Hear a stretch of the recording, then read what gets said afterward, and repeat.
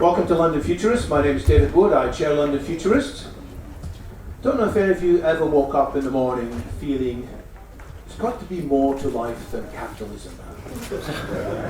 Much though it's done as good things, maybe there's a bigger future ahead. Possibly post-capitalism. What we're here to look at today is the possibility that the world of work may be significantly changed sooner than many people expect, that there might be a lot less work to do than many people had previously expected. And what would that do? Because after all, when we meet each other, one of the first questions are, what do you do? And we expect to hear an occupation being given back as the answer. So what would it mean if there's a world with no work or with much less work? What would that mean for the working class?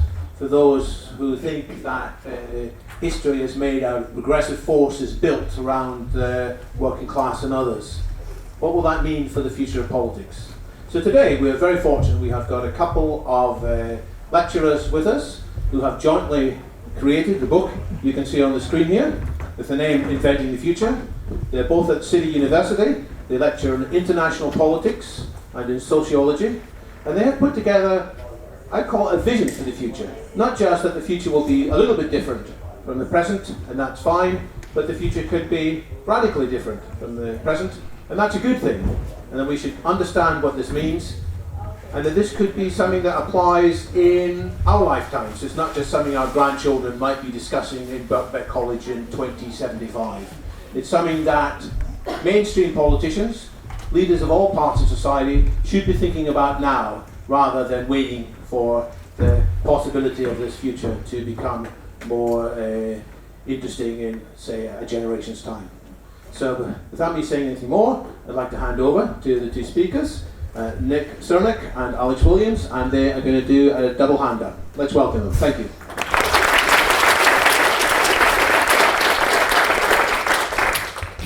Well, thank you everybody for coming out, and thank you, David, for inviting us. So today we're going to talk about the book. We'll try and sort of set it in the context of why exactly we wrote it, and then sort of make the argument around what precisely is changing in capitalism today, within our economy today, that is making something like a post-work world possible. Now I should specify from the very beginning, a post-work world is not necessarily post-capitalist.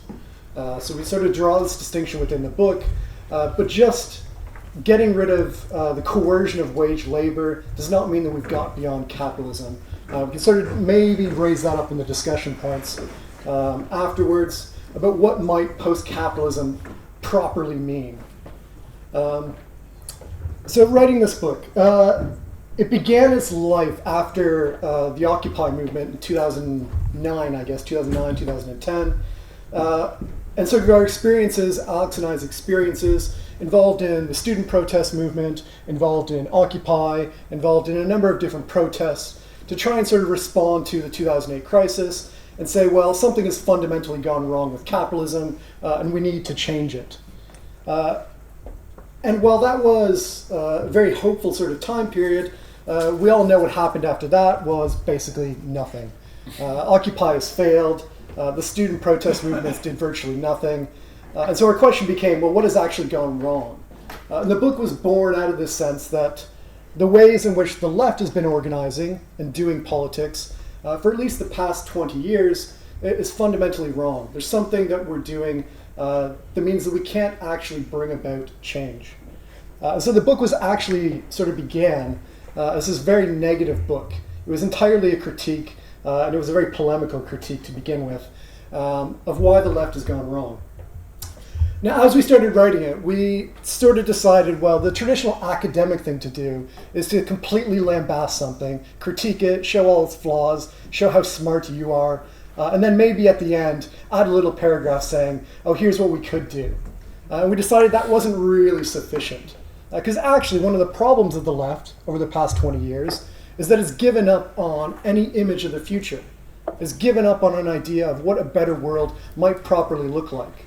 When it does talk about a better world, it tends to be things like the 1970s or the 1980s. It has this sort of idea of social democracy as sort of the ideal point that we could reach.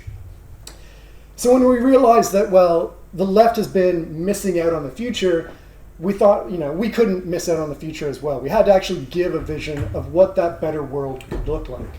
And so the book became a much more optimistic, positive vision of what we could actually do today. So we eventually settled on this sort of idea of a post-work future. And this was after sort of realizing, what is going on in capitalism today, what are the problems that it's facing it, and how do we actually sort of transform it into something which isn't just a return to social democracy, and isn't just a return to classic ideas of what communism might mean, but is actually something different. And so we called it post-capitalism to sort of separate it away from traditional ideas of communism, but also separate it away from social democracy. Now, we didn't know this, but it turns out Paul Mason was also thinking quite similar thing. And so if you've heard of Paul Mason's book, Postcapitalism, A Guide to Our Future, it's a very, very similar book in many respects to ours as well. And while we have some differences, I do highly recommend his book as well. But so it turned out, as we were publishing this book, that a number of different people had started to settle on this idea that a better vision for the future would be a post-work world. So us, Paul Mason, a guy named Aaron Bastani here in London, came up with a very great term called fully automated luxury communism. And all these sort of ideas basically pointing towards a world with much less work and a world with much less scarcity. And a world where we also have control over our destiny rather than being sort of controlled by economic forces outside of our grasp. Now, I think these are obviously desirable futures, but I want to make the case today that they're also viable and increasingly necessary as a response to changes within capitalism. And I think the important point to recognize here is that a post-work world builds off of the main tendency within capitalism. So if you're a Marxist, one of the fundamental things that capitalism does is that it revolutionizes the means of production. Today we would say that capitalism automates work. It increases labor productivity, enhancing devices. It's constantly changing how work is done, and it's constantly trying to reduce how many workers are involved in the labor process.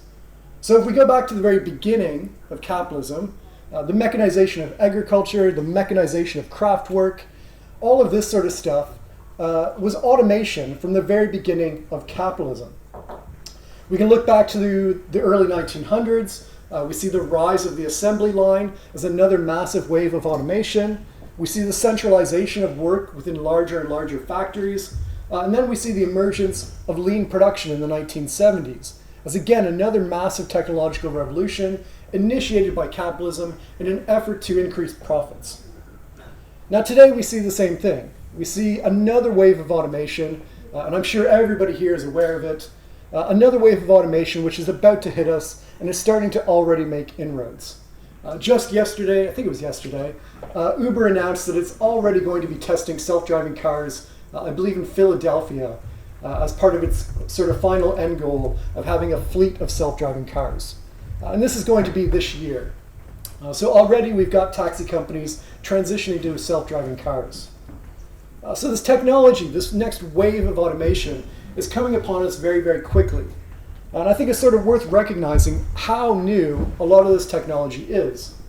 So smartphones, well, the iPhone came out in 2007. So smartphones are less than a decade old, and already they've radically changed the way that we interact every single day. They've changed our behaviors in every single way. When I wake up, the first thing I do is I check my smartphone. I see what notifications I have. This sort of habitual thing, and this is all incredibly new technology. With digital assistants, well, Siri came out in 2011, and these things are already rapidly advancing as well.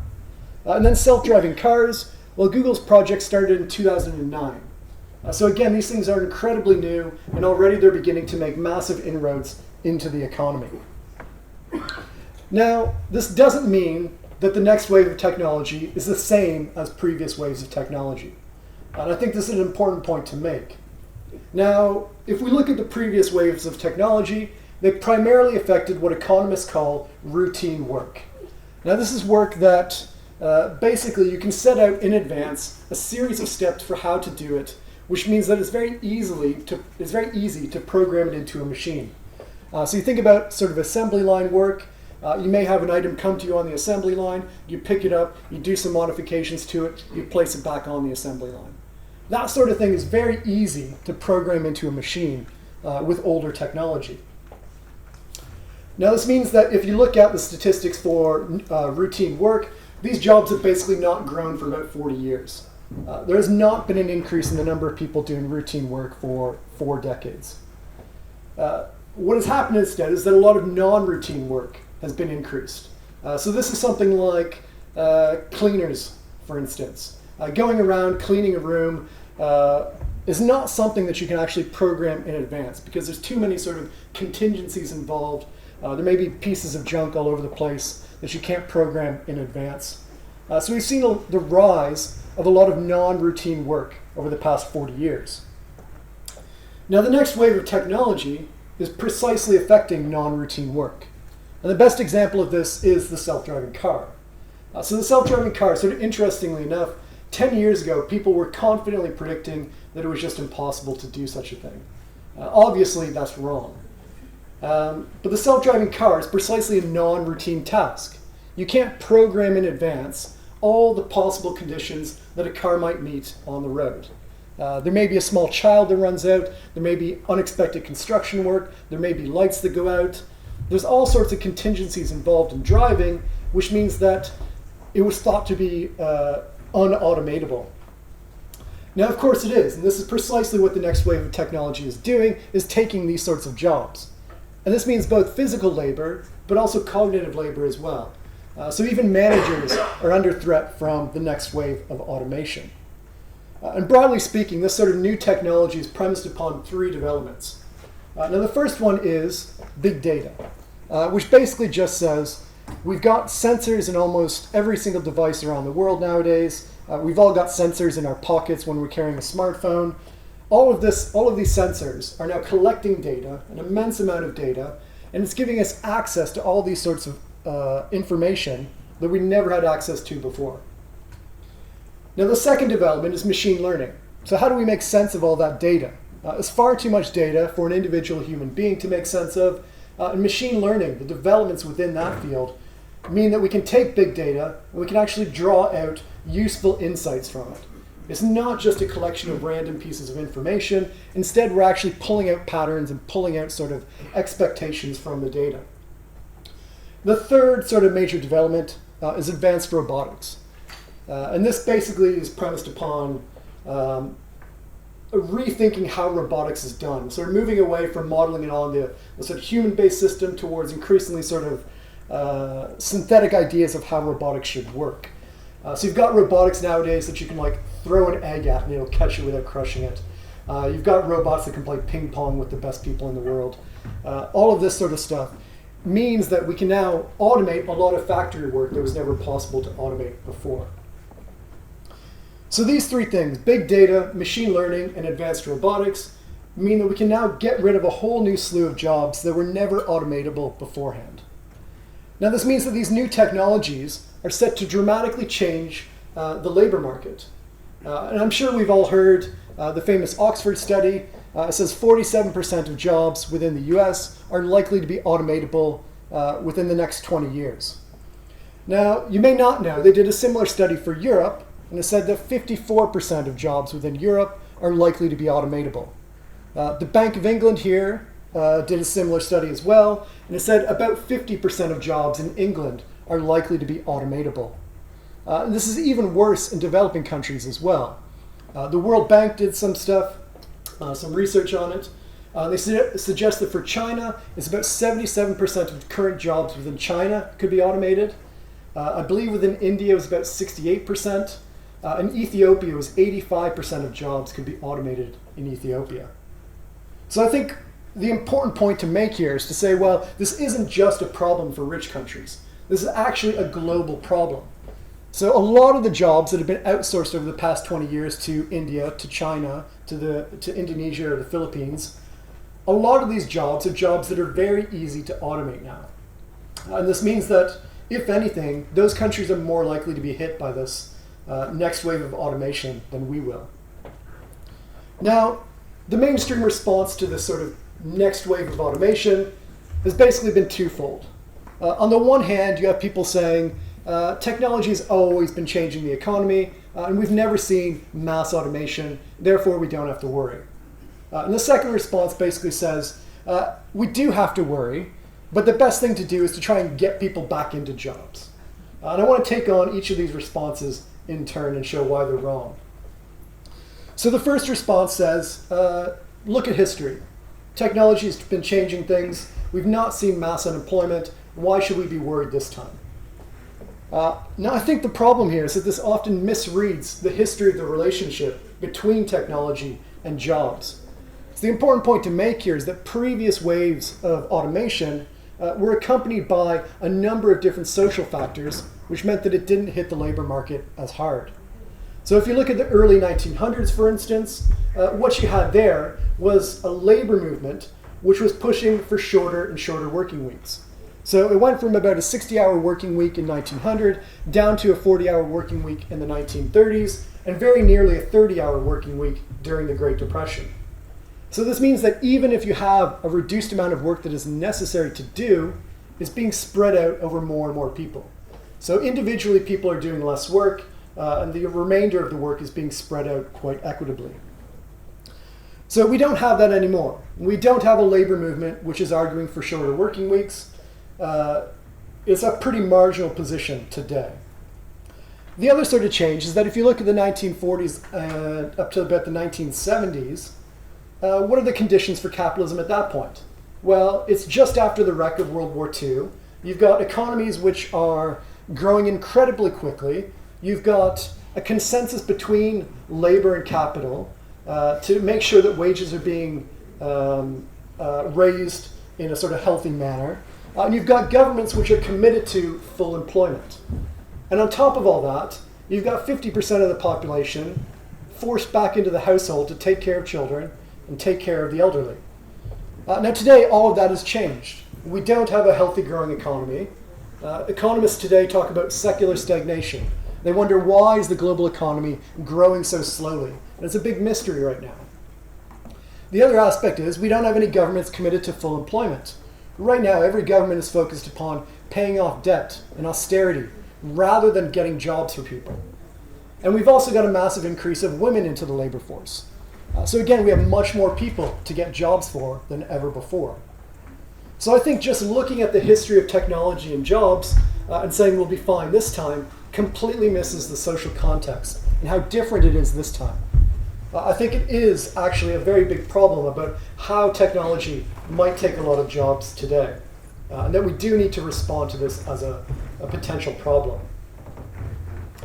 Now, the second group of people says it is a problem, and the best thing to do is to get people back into jobs. So you see here, for instance, a lot of focus on turning welfare into a very punitive system where people have to do free work for Tesco in order to get any sort of benefits. Increasingly cutting down on benefits for people so that they can't survive unless they find a job. So increasingly harsher welfare policies. And then also harsher border control policies. So the idea being that we need to blame immigrants, like myself, for taking jobs. And therefore we need to, keep Britain British and make sure that nobody else comes in. And the other sort of aspect is to say, well, maybe we need to educate all these people. We need to give them a proper education so they can all go out and find great jobs in the economy. The problem is, if you look at the sort of jobs which are actually going to be growing over the next 10 years or so, 9 out of 10 of the jobs, of the top growing jobs, require a high school degree and that's it. Most of them don't require much education at all. So the idea that education is the solution, or that programming, getting everybody to have coding skills, is the way to get everybody jobs, is completely wrong. I'll give one stat here. The amount of jobs in the US right now that involve programming is about 1.8%, which is just above the number of farmers in America. So it's not many people. It's not a major job sector at all. That's not to say that programming isn't important to know for other reasons, but it's not necessarily going to get you a job. So I think this idea that we can just get people into jobs, that we can do certain policies to get them back into work, is wrong. It's not going to work. And I think it also misses out on a much broader global problem. So again, automation is a global issue. It's not just an issue for the Western world. And we can see these sort of aspects in a number of different ways. So if we look at, for instance, the growth of slums around the world. So Mike Davis, one of the major scholars of slums around the world, points out that there's over 1 billion people living in slums today. And what are slums? Slums are when people are forced off of the land, subsistence economy, forced into cities, and there's not enough formal housing for them, and there's not any formal jobs for them. So instead they have to do sort of petty commodity production within their household, go and sell these goods on the street just in order to make a basic living and survive. So we've got 1 billion people who are basically left out of the proper labor market. We see a similar thing in the rich world as well, where we've got urban marginality. So there's certain areas, certain regions of countries where basically unemployment is massively higher, poverty is much, much higher, crime is much, much higher. And these are places where for generations, certain groups of people, often racialized, have been left out of the formal economy. And so this is a major problem which isn't solved by just saying, let's go educate more people, or let's have harsher welfare. The other sort of aspect is that, well, a famous prediction from Marx is this idea of immiseration. The idea that as more and more people are unemployed, this means that bosses can put more and more pressure on people who are employed, who are working. And the idea being that if you've got a job and you're not living up to your expectations, the boss can threaten to fire you, and he's got a whole lineup of people outside waiting to take your job. So the more unemployed people there are, the more pressure he can put on workers. So what does this mean? Jobs get worse, pay gets worse, the conditions of work get worse and worse. And this is exactly what we've seen over the past 30 and 40 years. Increased precarity, the increased sort of terribleness of the average job. And we've got lower and lower quality jobs. There's numerous statistics that point this out. Across the Western world, jobs have been getting worse. And this is, I think, a symptom, again, of the fact that we have more and more people living at the very edges of the proper labor market. And then finally, we've got another symptom of all of this, which is this thing that economists call jobless recoveries. And this is basically when, after a recession, the economy starts growing again, but job growth doesn't return. And this is something which is completely new. It never happened until the 1980s, but it's been happening with increased frequency and increased depth every recession since. And basically what this suggests to me is that capitalism is actually, as a job-producing machine, increasingly terrible at doing that. Capitalism just can't produce enough jobs, let alone enough good jobs anymore. Now I think with the next wave of automation, this is all going to get worse and worse and worse. And I think that basically the left needs to prepare for this crisis of work. And I should say, I know some of you aren't on the left wing, you consider yourself more right wing. We all need to prepare for this crisis of work, and the expansion of unemployment and the expansion of underemployment as well. And I think that we need to see this crisis as an opportunity rather than just as a threat. But this means thinking ahead. It means developing a political program. It means developing policies that can actually respond to it. And for that, I will hand it off to Alex. Thank you. So we've heard a bit about the new wave of automation, about the ways in which we have good reason to suspect it is different this time, and that the speed and the kind of volume of jobs which are likely to be taken are qualitatively and quantitatively different to previous ways. But if we're going to think about this politically, so we're generally interested in this politically, and thinking about this not necessarily just as a problem to be solved, the fact that there won't be enough people in work. So under the current system, these people will presumably be on benefits. It's unclear as to how you retain a kind of social consent for the kind of technology and the economy. So it's clear, and this is clear, I think, both to people on the left and people on the right, and people in the middle as well now, that there's going to need to be changes and transformations in the wake of this. So we're kind of unapologetically on the left, so we could maybe have an argument with some of you later about that. But from this perspective, I think it would be, I mean, maybe a kind of one classical leftist trope would be to say, smash the machines and we'll have our old jobs. We would suggest that that's a really bad idea for a whole host of different reasons. So one of the provocative things, and provocative not just to people who don't agree with our kind of political orientation, but also to people who are, traditional socialists, social democrats, is this idea that we're going to embrace the machines, and actually this new wave of automation could be a massive opportunity and could be incredibly liberating. It could increase our freedom. Rather than being a threat, it could actually be an opportunity. But one of the things that, and this is why we provocatively say on the front cover of our book, demand full automation, don't just kind of submit to it, actually advocate for it. So part of what we talk about is the need to build political movements which advocate for the adoption of full automation. But obviously, given our political perspective, this would only be under certain conditions.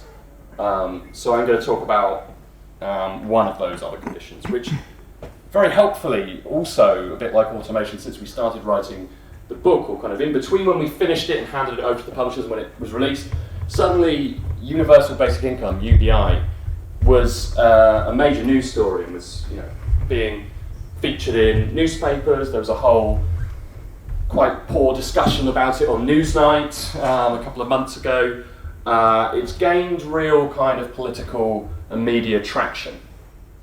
And often this is in relationship to this new wave of automation. So I'm going to talk a bit about our kind of understanding of UBI, a bit about its history, and the different kind of interpretations that it's been given. So alongside advocating and demanding full automation, we also want a universal basic income. Because, for example, automation might mean that you don't have a job, and that might mean more free time, but it wouldn't be free time that you'd actually enjoy. We need to be able to afford to live under such conditions. So an essential part of what we describe a left politics of automation is a UBI, which at its simplest is to give every citizen a livable amount of money without means testing. So a little bit of history. This is an idea that's popped up throughout recent history. In the 20th century, in the 1940s, it was one of the options which was being discussed as an alternative to the policies outlined in the Beveridge Report, which set up the kind of British post-war welfare state. In the 1960s and 1970s, basic income was central to proposals to reform the US welfare system. And a number of small-scale experiments were set up in Canada, the United States then. In the same era, over 1,300 economists signed a petition pushing the US Congress to enact a national system of income guarantees. Two presidents, Nixon and Carter, interestingly you wouldn't necessarily associate them politically, attempted to pass legislation to achieve it. And in a sense, Alaska eventually implemented something akin to a basic income, funded by its oil wealth. But for a while, the idea largely disappeared from the debate. I mean, we would argue it's because a new kind of political, economic, ideological behemoth looms into view, which we call neoliberalism. Recent years have seen a resurgence in it. So UBI is now being discussed very widely. It's being discussed by very mainstream people. Krugman, Martin Wolf of the Financial Times, New York Times, The Economist. It's now a mainstream topic. It's not necessarily something that everybody agrees on, but everybody agrees it's something that should be discussed. Cue a million think pieces from every possible perspective. Earlier this year, the Swiss held a referendum on UBI, which didn't pass, but that wasn't necessarily surprising since no established political party were actually supporting it.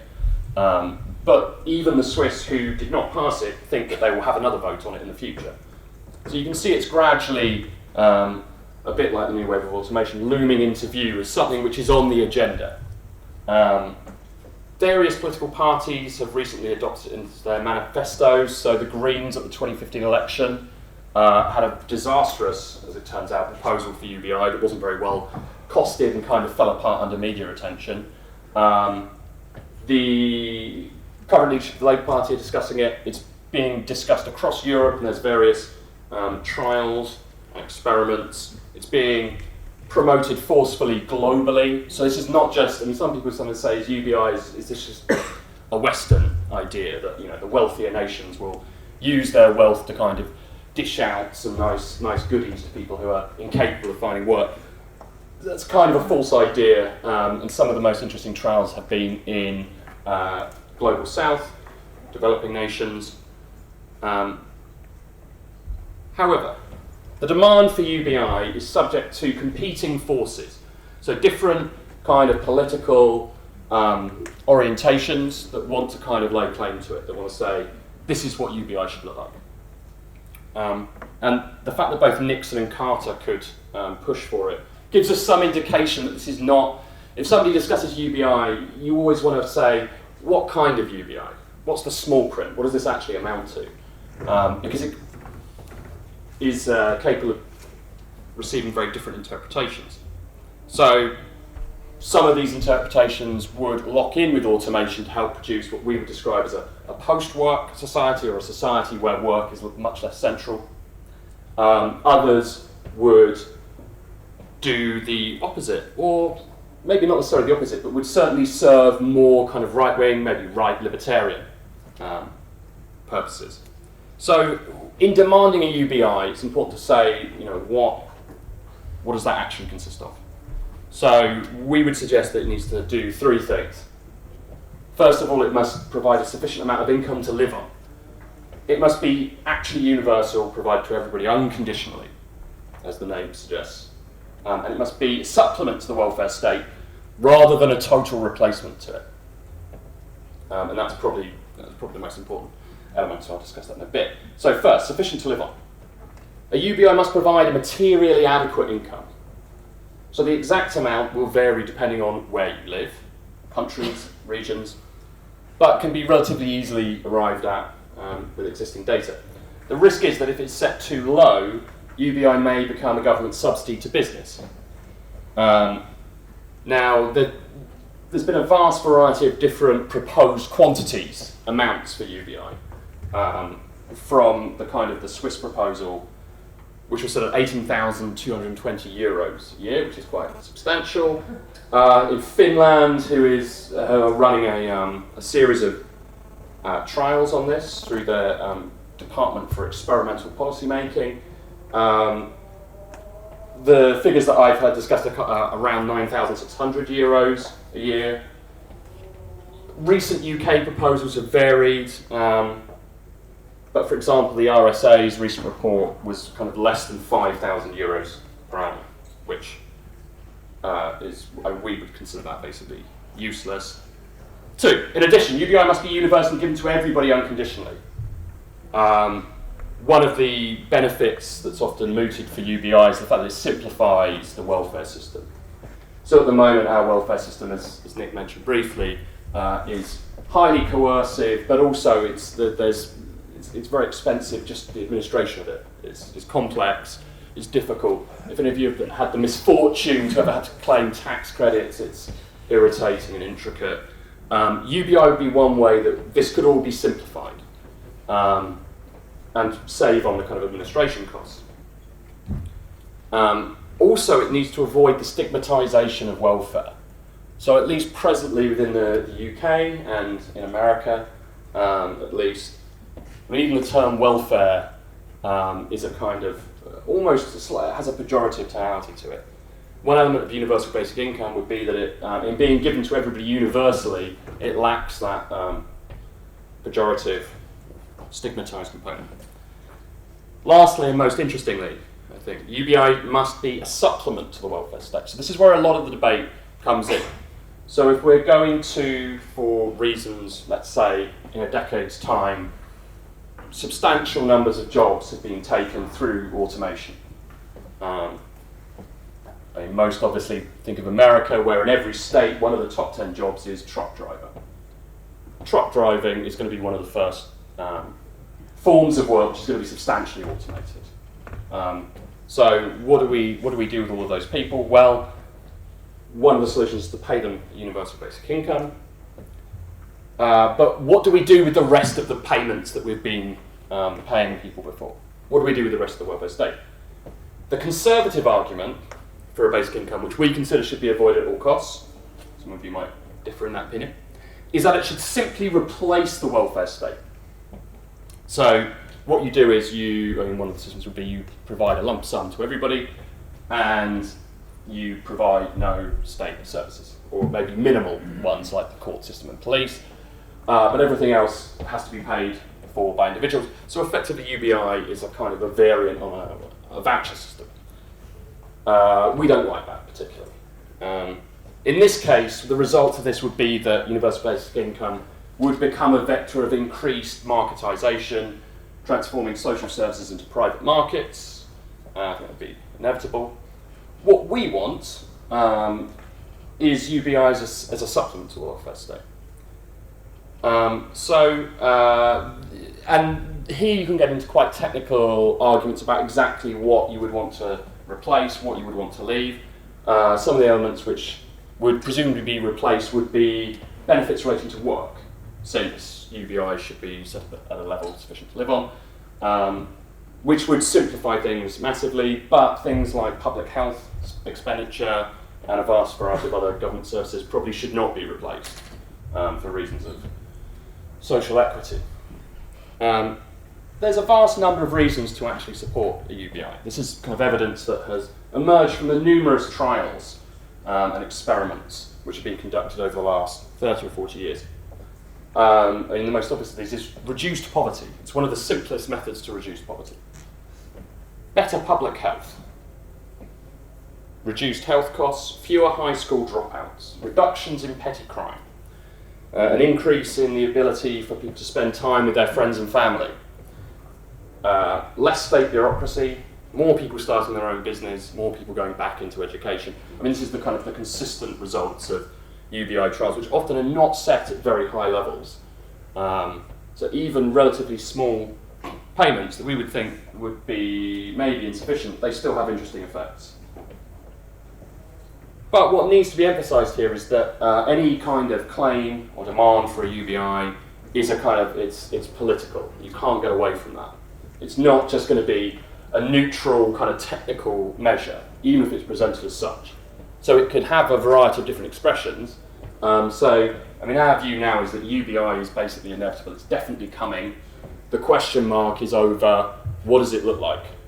What are its effects? How is it set up? So it's often thought that UBI is simply a form of redistribution from the rich to the poor,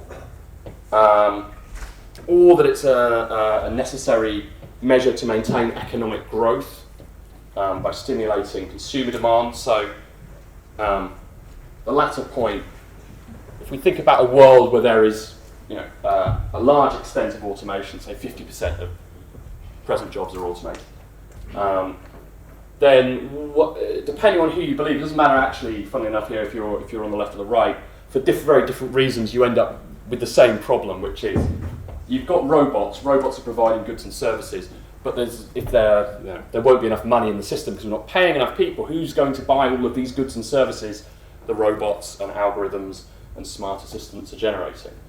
So you can either believe the underconsumptionists or you can believe Marx, but they come to a similar place, funnily enough. There's a problem. Who's going to buy this stuff? So this is one of the major, this would be the kind of the purest economic argument for UBI, is so that you do, so the system works. So otherwise, the economy as such will collapse. But we think there's a significance beyond that. And one of these is the fact that UBI overturns the sort of present asymmetries of power that exist between labour and capital, so a traditional leftist theme. So, as Nick talked about a bit, one of the things that UBI set at a sufficient level would do is that it would change the relationship between workers and bosses in the companies that still exist. So you would, to put it in really prosaic terms, if you were receiving a relatively large universal basic income, one of the things which it will enable you to do is be more choosy about what work that you do. to put it very simply. So it increases power by reducing slack in the labour market.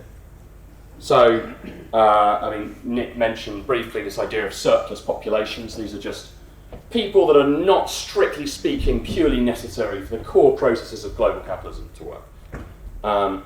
And they're very helpful in a certain sense because you can always threaten workers that, well, take this job, or if you don't, you can join the surplus, kind of scrubbing out a living on the margins. So, what this means is that actually the amount of time spent working for a wage can be more modified to one's desire, with free time spent building communities, engaging with politics, or simply doing things that you would like to do,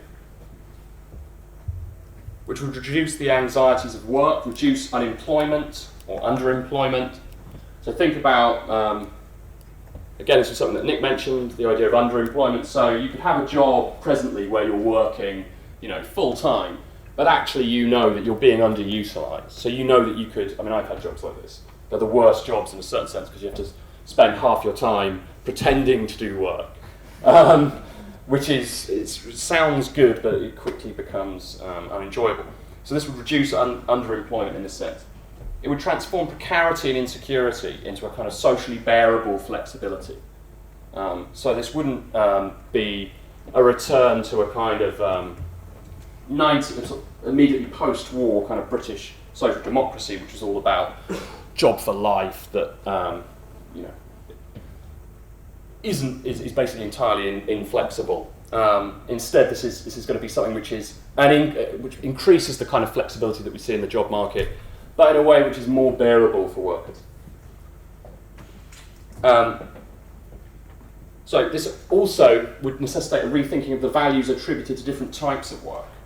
So given that people would no longer be forced to take a job, they could simply reject jobs that pay too little, require too much work, offer too few benefits, or were demeaning and undignified. So this might end up reflecting also the social creation of value.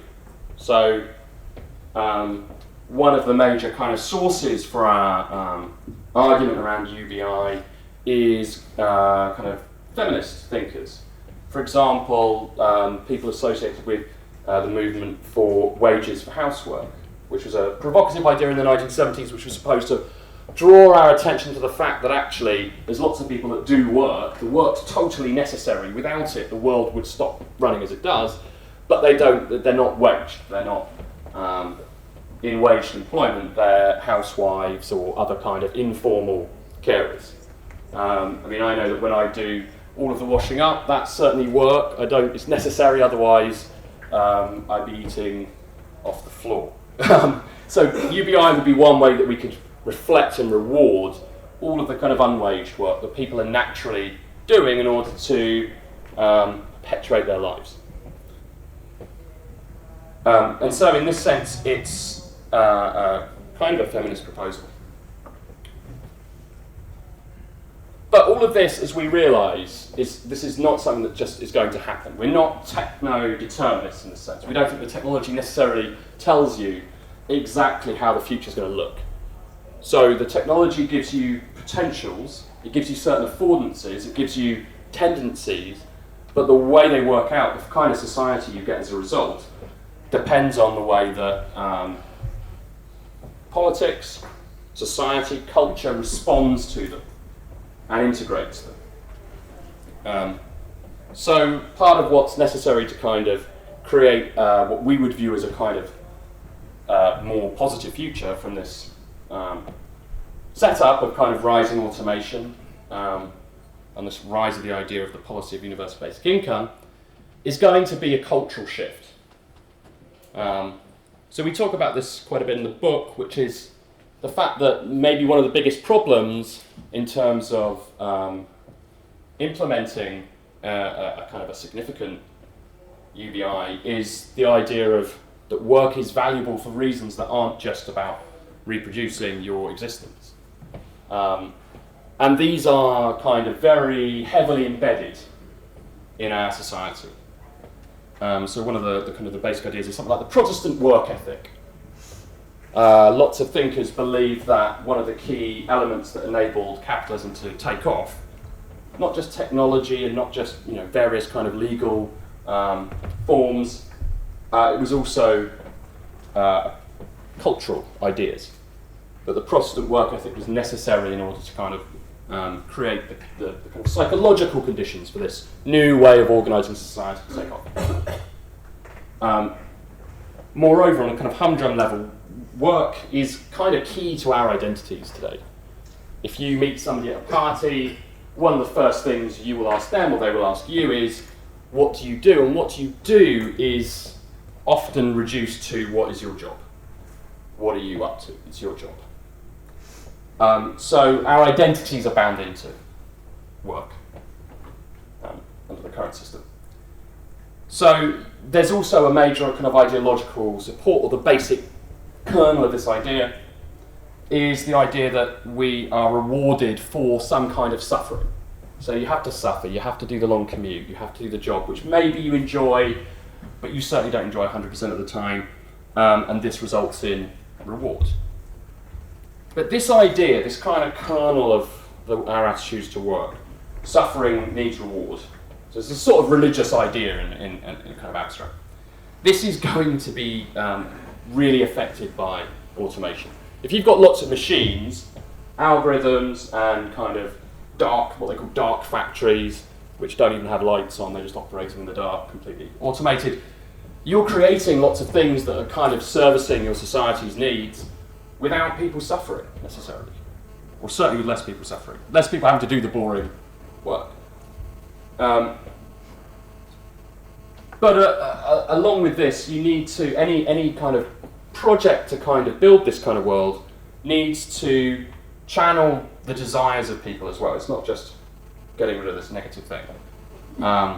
Although one survey put the total percentage of people, it was a global survey, so the total number of people globally who find their jobs engaging was a mere 13%.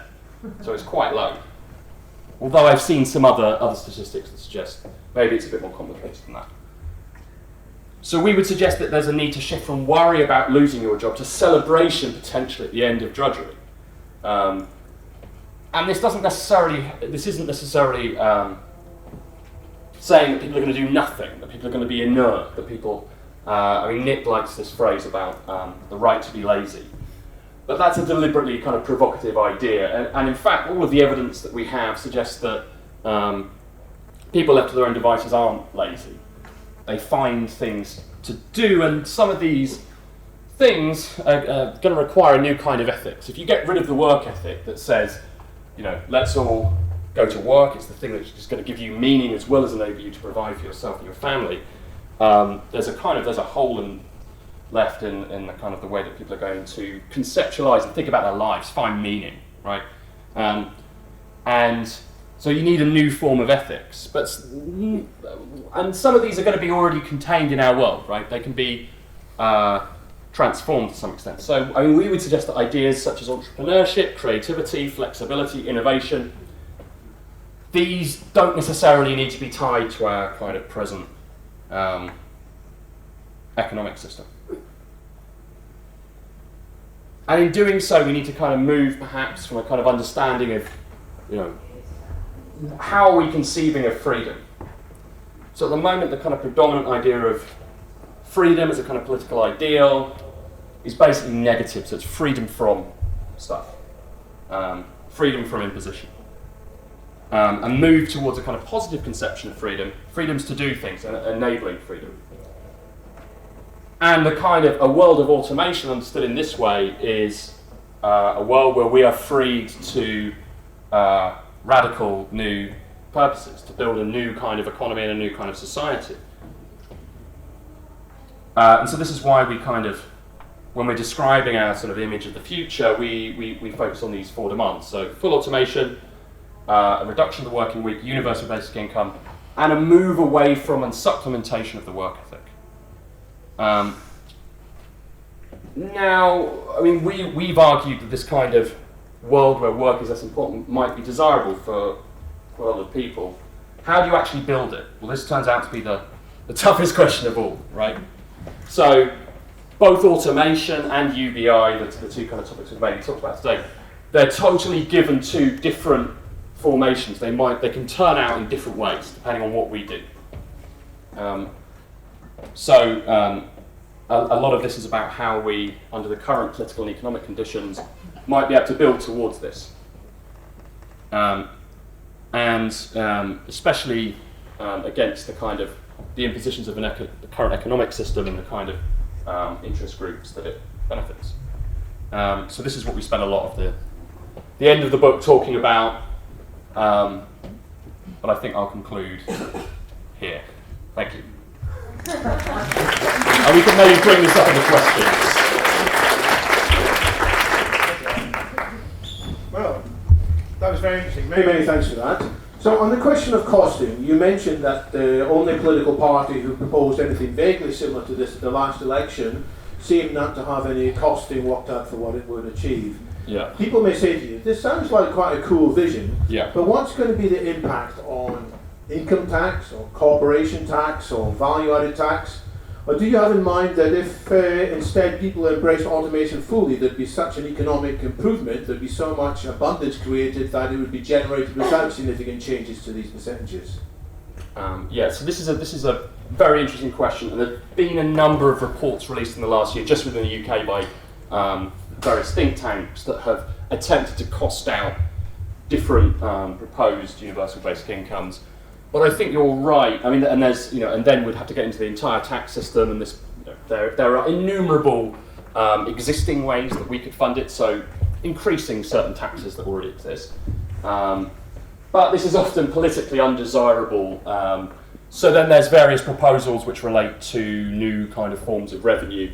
And certainly one of the ideas that I find quite interesting would be the idea that actually, if you think about who's implementing all of these automation systems, they tend to be these kind of global tech platforms. And they are not necessarily the fondest organisations in terms of paying tax. So you've kind of already got a kind of an issue about how you make these organisations pay, and if they are taking out more and more of the economy, if everybody's running Google automation services, then and Google doesn't engineers its tax obligations as beneficially as possible to itself, should we say, then there's an issue about how you can make them pay. One idea would be to kind of say that the government could take a stake, it could actually invest in these. I mean, this would be one thing which we would advocate, would be the states could partner up with these kinds of operations and they could draw revenue from it, and this might be another source that could pay for universal basic income. Nick, did you want to? Yeah, sure. There's a couple different points. I mean, one sort of point is we've got a massive environmental problem right now. We've got the threat of climate change.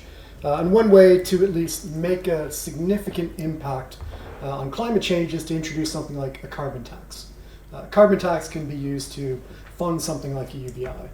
So we solve two problems with one stone there. Another aspect is, one of the problems in contemporary capitalism is that companies just aren't investing money. Instead, they're hoarding immense amounts of cash.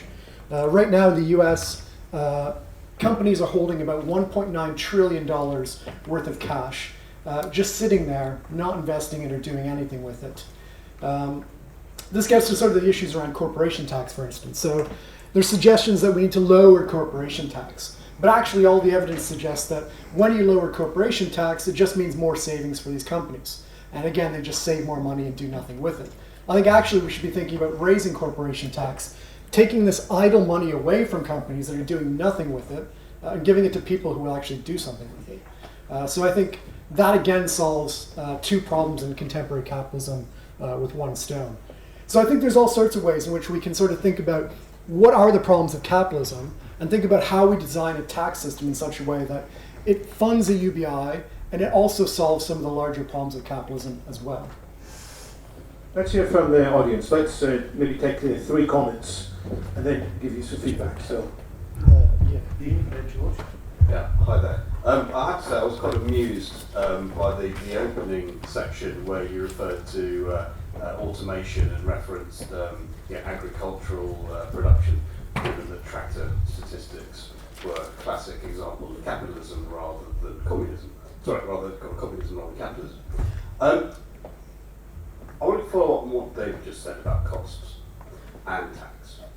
because if you have fewer people working, you are likely to end up with either something like corporation tax. But corporation tax isn't dependent on the rate or even the amount of collection. You need to have the underlying profits to tax. And if automation leads to more competition and lower profits, then it doesn't matter how high the rates are, if companies aren't making any money, you can't tax them. And so, in other words, UBI seemed to me to be predicated on increasing profits that can then be taxed. So hold the thought, pass the mic. I'm very curious of what is your definition of capitalism to which your suggestion is a post-capitalism. The reason I'm curious because in your presentation, maybe because I was late, but what I heard, I didn't hear anything questioning who is deciding about the profit, who is deciding about the ownership of the means of production.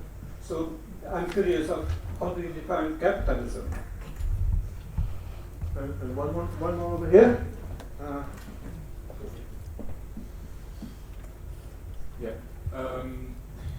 You talked in the introduction about the failing of the Wall Street protests, and one person might say it's also a problem of democracy in general, and the fear of people about change. And universal income or automation is really about change. So what will be your strategy to bring this into reality? You've spoken about trials. So is the way to move forward for every country to have trials? Or do you think there are countries that are more that could be more successful in this transition? Thanks. Dip into some of these? Yeah, good, easy questions, of course. No, I think the first point about the fact that, I mean, this is the basic problem of, trying to build up a welfare state within capitalism or any sort of state which provides for people beyond the market. It's the fact that you are reliant upon companies remaining profitable, the economy continuing to grow, the ability to tax and get revenue.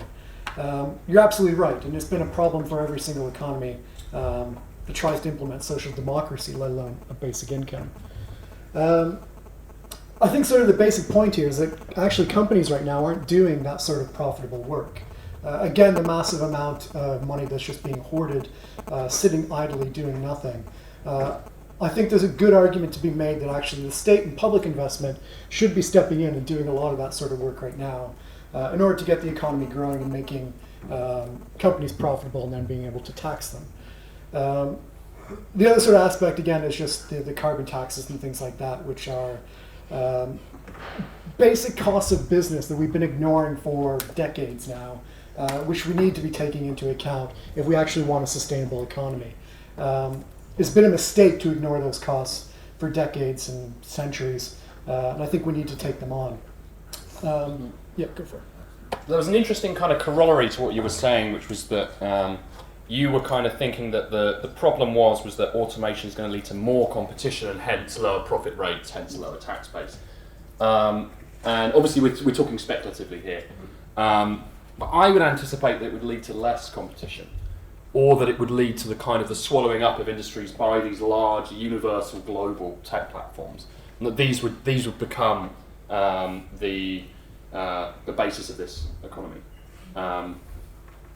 So in which case you would, you would have less competition. I mean, the major objective of any kind of platform is to be, the service for X, which means that certainly if you're thinking about kind of automation, maybe there'd be different platforms operating in different kind of spaces. There would be large amounts of profits and hence a tax base. But this is very speculative, as I say. So, Can I do that? Definition of capitalism versus post-capitalism, easy question. I mean, okay, so I'll be a bit academic, but I'll try and make it accessible. So there's a guy named Robert Brenner, and I sort of take my definition of capitalism from Robert Brenner. The idea being that what's unique about capitalism is what he calls generalized market dependency. So the idea is that markets have always existed. They existed before capitalism, But what's unique under capitalism is that everybody becomes dependent upon the market. So if you're a company, you become dependent on the market for selling your goods. If you're a worker, you become dependent on a business purchasing your labor in a labor market. So this is the unique aspect. It means that capitalism ends up having constant competitive pressures, and it's constantly oriented towards generating more and more profit. And this is a systemic thing. It has nothing to do with the greed of individual people. It's a systemic pressure based upon the social relations within our world.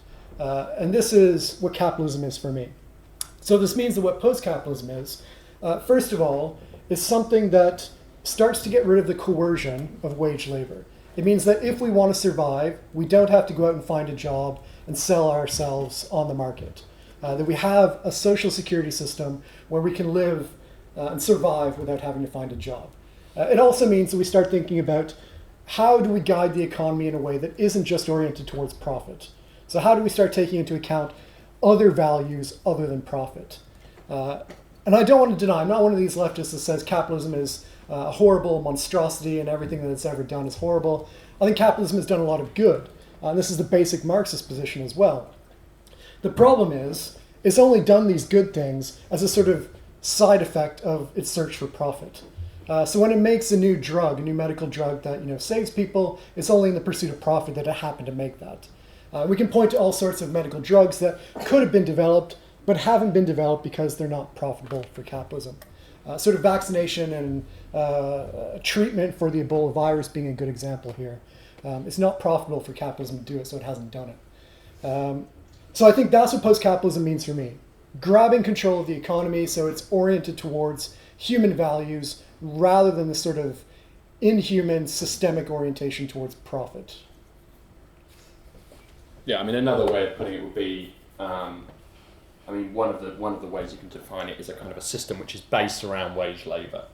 So if you've got and previous forms of economy weren't based around that as their fundamental way that people would provide for themselves. So if it's based around wage labour, then as soon as you begin to, there's a kind of ambiguity in the term post-capitalism, because we want to open up a kind of space where we can think about we can have radical changes, but then we're not presuming that there is going to be a vast revolution, the revolution of the robots or anything ridiculous like that.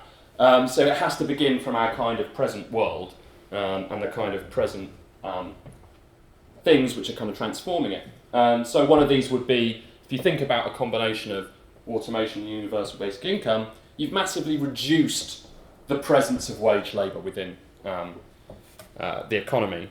And equally, as you kind of reduce the kind of human composition of the workforce, it's unknown as precisely as to what the end result will be. So partly this kind of post-capitalism is pointing towards this kind of opening to create a kind of a new social system. Third question, Occupy Wall Street, problem of democracy, fear of change. I think this is very much correct that there is a fear of change, and we can't, this is a kind of London Futurists meeting, but we can't forget that the most recent kind of political event in this country was one that was basically pretty much founded on an attitude of fear to some extent.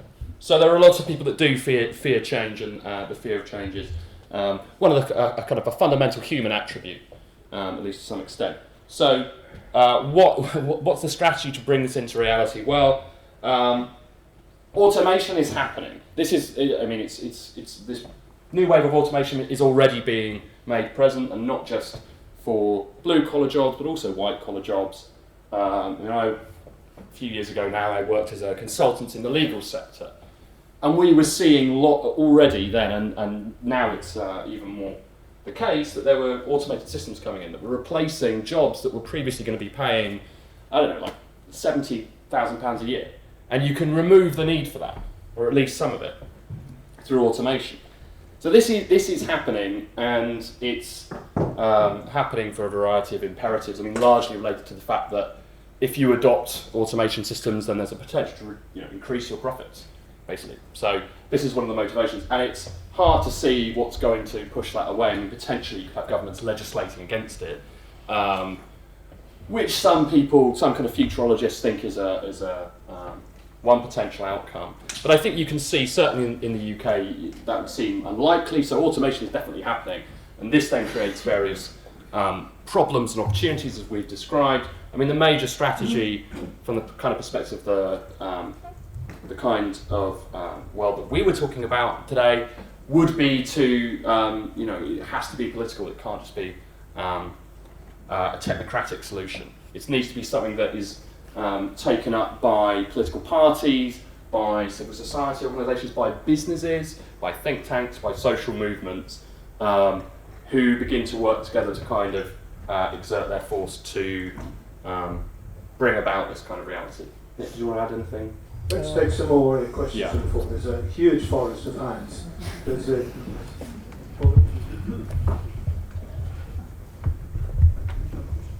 Hi, I just wanted to ask a little bit about Protestantism and profit, because originally profit was how Protestants looked at value and efficiency, and how did this new technology that they had found, how did that produce value for themselves and for society? And I think to me that was the origin of profit, and this was kind of where we've gone wrong. In the modern age, we have the great capacity, we have the great potential to create these new technologies, and I think actually the market holds us back in that capacity a great deal, and this is why we've seen green energy roll out slowly, or we've seen the carbon tax roll out slowly, and why we've seen these sorts of things, these sorts of influences have led to inequality and poverty rising, because we don't think, when we have a problem, when we try to come through solutions, we go to economics, we go to politics, we go to what does everybody else think, and then we maybe ask the scientists afterwards having a solution to that.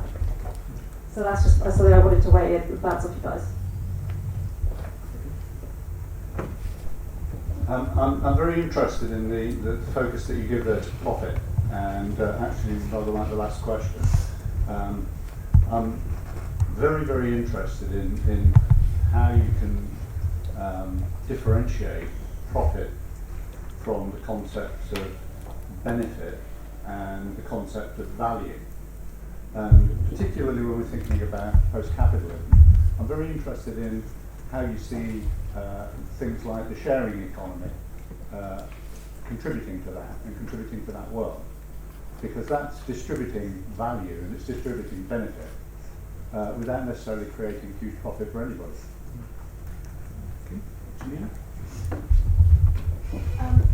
This is a question about how markets can work within the democratic systems that we know today.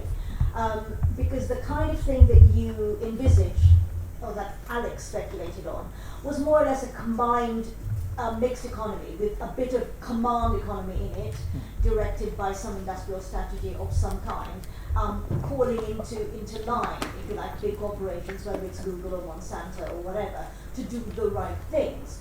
Now we know that in our democracy, there are going to be so many various tensions that's going to probably prevent that from happening.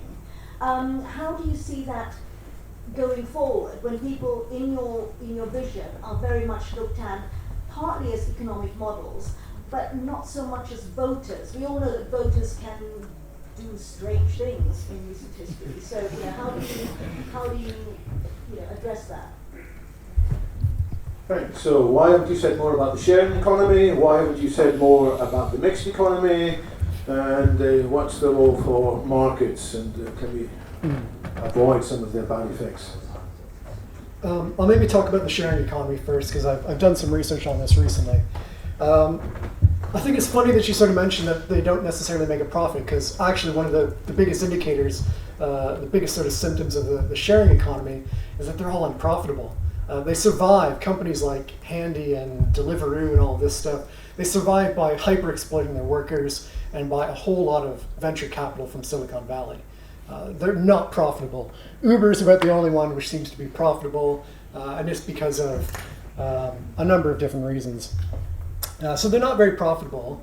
I'm not sure they're very good. Now we can imagine some alternatives where it was a proper sharing economy, where it was an Airbnb that literally was actually people sharing their rooms out for like a small amount of money rather than trying to make money off of it. We can imagine that, and there are some examples of it. My problem is that those things are very, very small, and they also stand basically no chance against Airbnb, a sort of cooperative idea of like Uber stands no chance against Uber.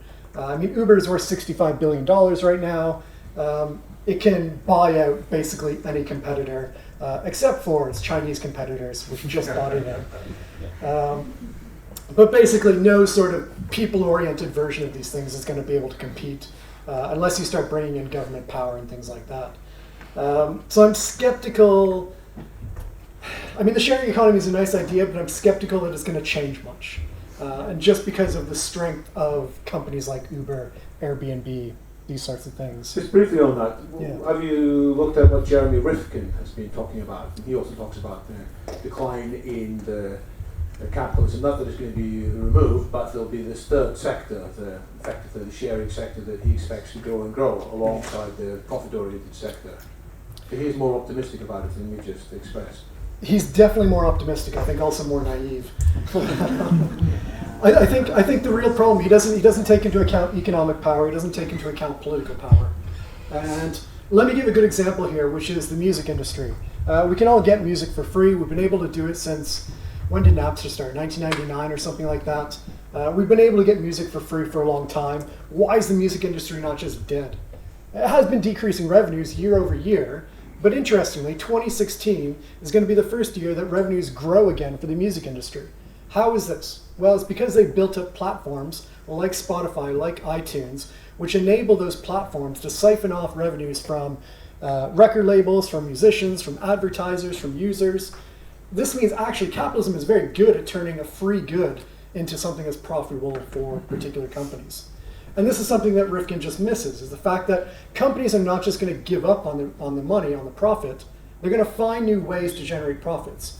And I think that's where a lot of the sharing economy stuff comes in. I think that's where things like Spotify come in, is turning free informational goods back into profitable things for capitalism. And then comes the question, what's so bad about profits? So, okay, big, broad reason is because we have an economic system which is oriented towards profit and oriented towards endless accumulation. We live in a finite world. It's completely untrammeled, uncontrolled growth, which just means that we have a system that's completely out of our control.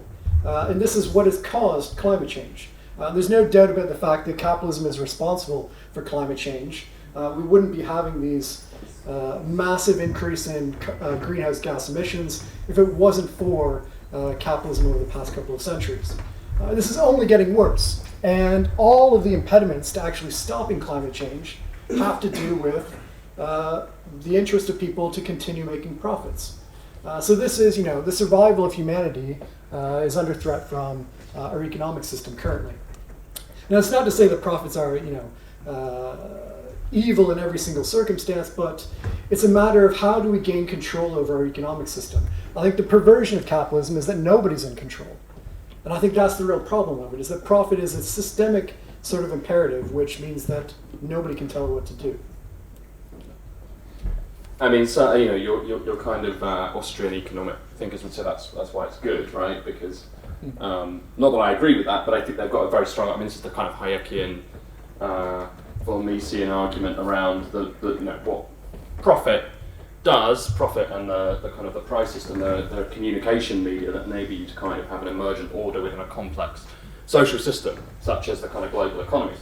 And they are certainly onto something. So there's a question over how do we bring this under control without, reverting to North Korea, which presumably none of us want.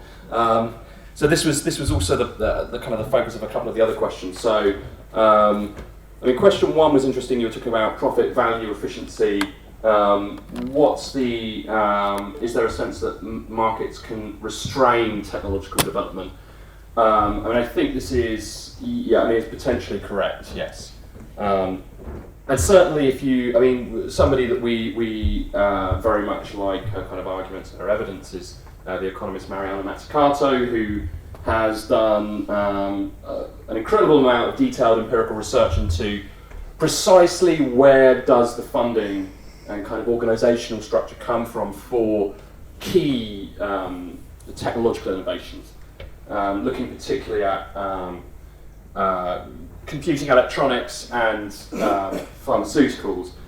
And she points towards something like the iPhone. If you break it down into what its core the core innovations that make it possible, and they're all basically they've been backed by the American state through often through the military, basically. So this is where a lot of these core innovations came from. So I think certainly we need to not think that necessarily markets are the only source of innovation. Simultaneously, and this is something that Nick's alluded to a few times, there's a kind of paradox, which is the fact that why is it that automation is, I mean, already there's the potential to automate lots of tasks in a lot of workplaces, but the majority of workplaces are under-automated. I mean, I certainly have worked in jobs where I could have automated most of my job out of existence if I was handy enough with macros and programming. And I was just there because nobody could be bothered, or it wasn't, worth doing so. I was a meat robot, basically. And lots of people are there, just these kind of human meat robots. And there's a kind of and this is kind of tied in also to this issue that Nick again has alluded to a few times, that a lot of the largest corporations are sitting on huge amounts of money, and they're generally putting this towards the purpose of share buybacks. That's generally, if anything. And there's a variety of there's a whole complex literature on why is this the case. So I don't necessarily want to say it's just one thing, but maybe one idea is that this is a sort of perverse idea, is that one of the major imperatives towards automation is the fact that you want to discipline a workforce that is very radical and organised. So if you were to use a sort of really simple example, if you're running a factory and your workforce is very organised, very unionised, you're going to feel, and they have a lot of ability to demand higher wages, and eventually this hits your profits, and you're getting worried about whether this business is worthwhile continuing with. If somebody comes to you and says, well, we can actually automate half of these workers out of existence, and then they're not going to be as militant, they're not going to be as radical, they're not going to be demanding as much. And this is one of the major imperatives, and there's a whole very interesting tradition within Italian 1970s Marxism, which basically says, and it's not just capitalism that innovates, it's also capitalism being forced, various processes being forced into adopting new technologies because of the fact that it's a way to get around the problem of radical organised labour movements. So maybe one reason why there is less, there isn't the kind of the maximum investment in automation today as we might imagine there could be, would be that what we'd call neoliberalism has just been too successful. It's beaten down organised labour too well. So a lot of the imperatives that could be there to adopt automation aren't there. So that was question one. Question three, how can markets work with democracy? What about the voters? Democracy has lots of tensions in it. Good question. What about the voters? What about the kind of, you might think beyond just voters, what about the kind of issue of consent? We think that to make any of this feasible, you'd need at least a substantial proportion of the population to be consenting to these kinds of changes. And I think there will be problems in the future around automation, because the ability to kind of continue to have most of your population consent to the kind of way we're doing things will be threatened if lots of them are not going to be able to find work. So, this is where universal basic income becomes a tool to win over voters and secure consent for a world where there's going to be more automation. And I think the exact way that you do that, you need to work with the kind of things that people, what is it the voters would want from UBI? You maybe don't want to be focusing, given the kind of present setup where we kind of, people that don't work are seen as amoral, basically. So you need to focus on what would it enable you to do, rather than just, enabling some people to work less. And I've pointed towards some of those ideas, but you could think of it as a form of kind of social investment, a way to kind of fix various crises, for example, like a care crisis. Nick, do you want to add anything there? Maybe just. Yeah, maybe just a little bit. Let's quickly. These are big questions, big topics. Let's try. Yeah, to, maybe we'll go on into more questions. Yeah. Let's take a few more questions from this part of the room. Hi. This is obviously a huge, interesting topic. I have the feeling that we can see the pieces of the Lego, we just can't see the shape yet. That's my gut feeling. And let's face one very important thing. When a few years ago in the 80s, everybody thought that the internet would democratize things and everyone would have equal opportunity, we found ourselves in a world where 10 companies dominate the whole world and they contain the majority of the resources. So I don't think that automation will change this equation. It's precisely the opposite. So my big question here is, it's not only about automation, is what is the social model, what is the government model that will accompany this? I heard a lot today about Dan's story. What I couldn't hear is about getting there. Because the getting there is the biggest question. Society, so we are technologists and we tend to see the world by technology, and I'm guilty as well as charged. But in reality, society imposes their own speed. Yeah. So how we'll get there? Because society tends to balance, and sometimes we get things like wars and revolutions precisely because it's out of balance. So I don't think that we'll have a peaceful one. And finally, is that we are talking about shared economy.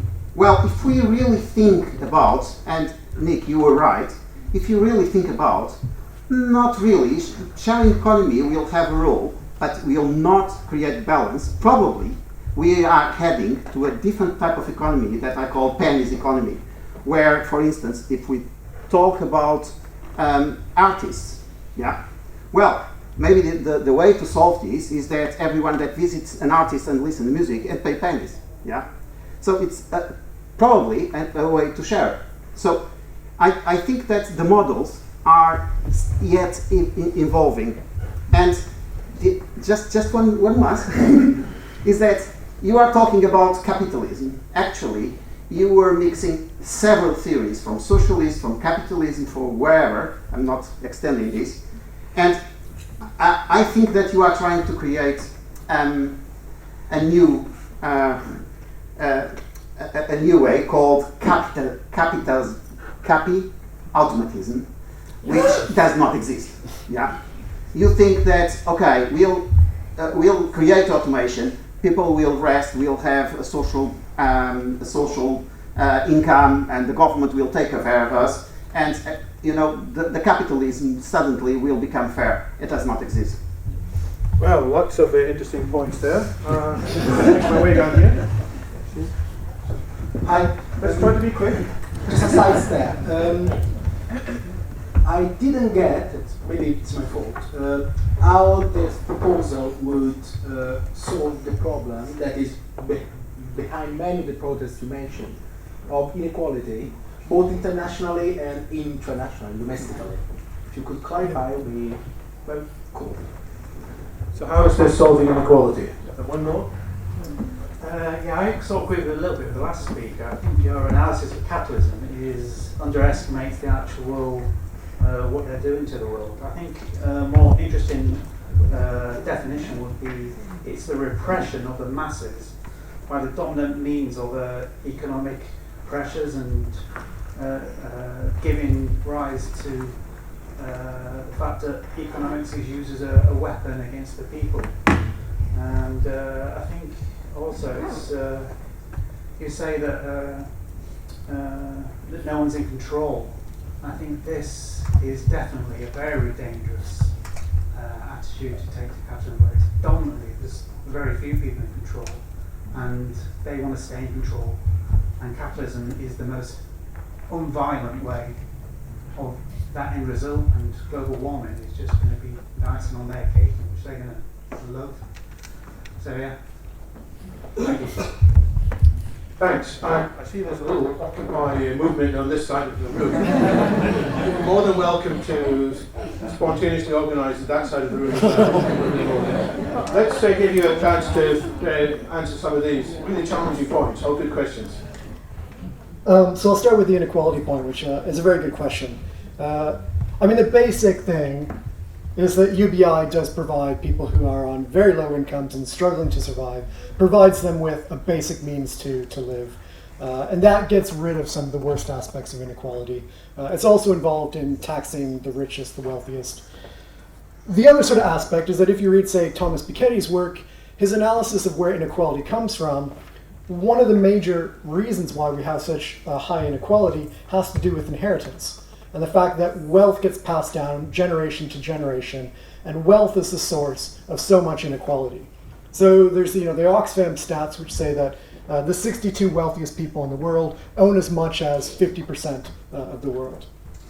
So there's these sort of stats which basically say wealth inequality is a major issue, and if we start taxing inheritance, we can start getting rid of some of the wealth, start rebalancing inequality. So that's at least one solution. I should say, I mean, we don't focus on inequality in the book. We don't usually focus on it in the talk. Not because it isn't important, but just because it sort of falls out as a side effect of this sort of project, I think, solving inequality, or to some degree, mitigating it. It also leads into some of the other aspects, which is, so how do we actually get to this nice world? This is, the million-dollar question. Incredibly difficult, and we should be upfront that, this is a long-term project, 10, 20 years. The idea is that a lot of this technology that's going to be automating work is only going to have its full effects 10, 20 years down the line. If we start preparing a solution to it now, when the full effects of it are hitting, we can be prepared. We can have, policies, we can have groups that are mobilized together, we can have leftists who are sort of beyond the idea that everybody needs a job, instead thinking differently for a sort of 21st century economy. But it is a long-term project. It may be violent as well, and I don't think we can discount that. I think that the fact that we haven't had, a major sort of conflict within the Western world for 70 years or so, I think has really given us a sense that actually it's going to remain peaceful in the future. But that's not the case. We can look at, Syria. Syria was a very, authoritarian, but also very sort of healthy place, a nice place to live for a long period of time. Over the course of a year or two, it dropped into a major civil war. So these things can very rapidly change, and we can't sort of discount the fact that we may see massive violence, we may see a massive outburst in the future. I'll maybe let Alex say a bit about hegemony. Yeah. So you're talking about economics versus the people. And maybe, some of our states you're saying, oh, nobody's in control. You were saying maybe a few people are in control. And I think it's annoying. I'm going to say, it's a bit of both, and it's a bit more complicated. We don't want to engage in necessarily in a kind of conspiratorial thinking. But there are certain limited numbers of people who have much more of a say than anybody else. And certainly there are limited groups of people who disproportionately benefit to a kind of disgraceful degree, but the kind of and this does ultimately, of course. I mean, this does lead to the suppression of the masses. I think this is correct. But equally, I think we need to not necessarily just have a simple idea that this is purely kind of like a coercive system. It's not just that people are purely being coerced. A lot of people consent to it, and until you understand the ways that people do consent to it, often in quite passive ways, it's hard to actually get a grasp on exactly what's going on with that. So, I think partially what the kind of nexus of automation and universal basic income, what it potentially could enable, is the reduction in some of that suppression. So part of why we would advocate it is the fact that it would create, potentially, an opportunity space for that suppression to no longer exist, or to exist to a lesser extent. Now, of course, for that very reason, the most powerful forces in the world will want to ensure that that doesn't happen. Of course, we're under no illusions there. That's almost the inevitable result. I think the person who asked the first question was talking about how we're it's capitalism as it currently exists, which is likely to shape the course of how these new technologies and new kind of systems by which people can kind of earn a living are going to be shaped. This is definitely true. I mean, this is exactly our argument in the book, that we need to prepare for this. And if we want to just change it, then we're going to need to be organised, to put it quite simply. Do you want to add anything else into that? It's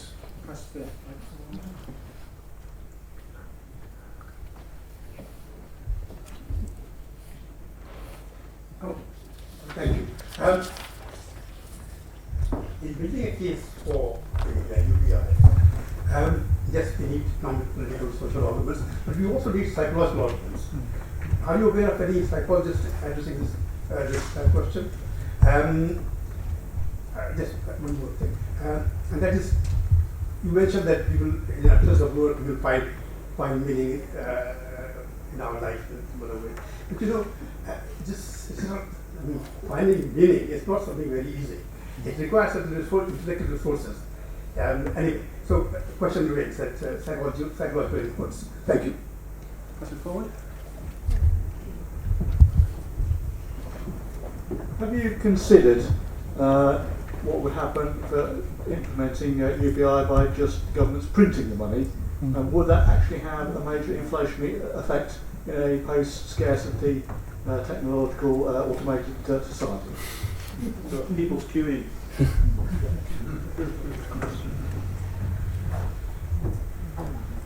You've painted what I imagine is your gold picture, the Babylon, when these changes come in.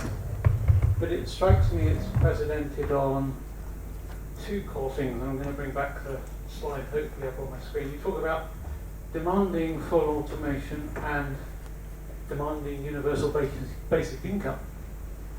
Don't those require very powerful, very comprehensive systems, very powerful controlling mechanisms? And is that a place where we want to live with that amount of control? Let's answer these three. Yeah? How are you going to turn into a Soviet without intending it? Hopefully not. I should say one of the arguments for UBI is precisely that it is not controlling, as opposed to the welfare system as it stands right now, which is incredibly controlling over people. The amount of bureaucracy and amount of paperwork that you have to jump through just to get a meager amount of benefits, that's a very controlling system, and it's only becoming more and more controlling. The promise of UBI is precisely that it would liberate people from all that bureaucracy. You would receive the money, no questions asked. It doesn't matter if you were raving the night before and you're on a bunch of drugs, you still get the money. So I think that's a persuasive argument for the UBI. And it's precisely where I think both the left and the right can agree that this is a matter of increased freedom for people from the state. And I think it's very useful for that. I'll touch upon the psychological mechanisms, which I think is a very important question as well. I completely agree. People find meaning through work. I just think that the worst way to sort of organize that meaning is through like a job at Tesco's. I think a lot of people would find meaning by doing work in other ways. They would go into the community, they'd get involved with their neighborhood, they'd get involved with family or friends, and they'd work at something else. I think right now we have a system that channels people into really meaningless jobs, bullshit jobs, as David Graeber calls it. And I think that's the problem right now. I think actually a sort of post-work system would be much better for psychological health than the current system right now.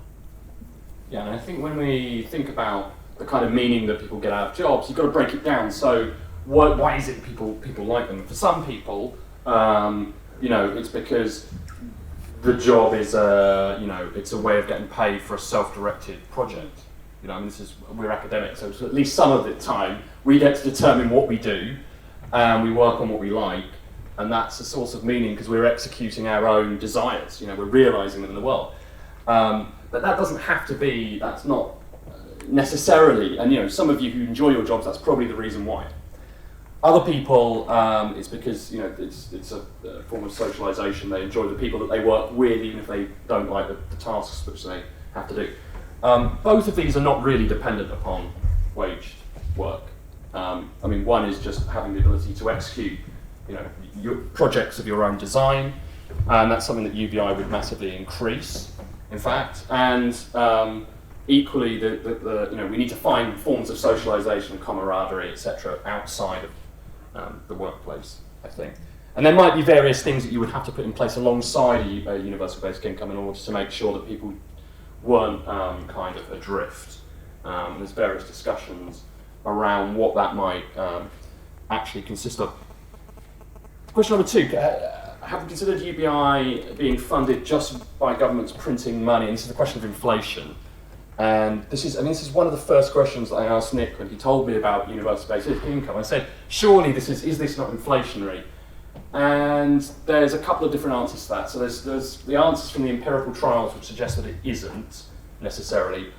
But you have to also say that those trials are often within a limited regional area at a relatively low level. Therefore, maybe it's not. Maybe it is inflationary and it has enough time or scale to come out. Another answer would be, yeah, it could be inflationary, but providing inflation doesn't get out of control, and it still serves a kind of redistributive purpose. But you were making a slightly more interesting point, which was under a kind of radically different economy and kind of industrial base, where scarcity was less and where a lot of the kind of the productive functions of society are being run by machines and algorithms. Does this matter? And it's a very interesting question. I'm not sure if we can necessarily entirely answer that. It also depends on what kind of economic theory you believe in. According to modern monetary theory, it should be fine, providing you control your own currency. This shouldn't necessarily be a problem. Nick, do you want to comment on this at all? Yeah, I'll make Just a very quick point. So there's two sort of aspects about inflation and UBI. One is, well, wouldn't it just cause inflation if you give lots of money to people? Well, basic economics argument is that inflation is dependent upon the money supply. And if UBI is redistributive, if it's taking money from companies and rich people and giving it to poor people, that means the money supply is not increasing whatsoever. Therefore, inflation should be not really affected. Now, if you're printing money, possibly, the governments have also put $13 trillion of money through quantitative easing into the economy since 2008, and we've seen basically no inflation whatsoever. Right now, inflation would be a great thing. I think most economists would be jumping for joy if we had some inflation. So printing money and giving to people might be exactly what we need right now. It might have an impact on pension pools. Let's take some questions over here. Yeah, you talk about the quantitative easing, and that's what I was thinking throughout this, is that if anything in the past had taught us that if you put money into the system, people will then extract it. So they'll lower wages, or they'll increase prices, or there'll be some way of taking that out of the system. And when it moves to fully automated, then you move away from any labour power, and you only have shareholder power to the stakeholders.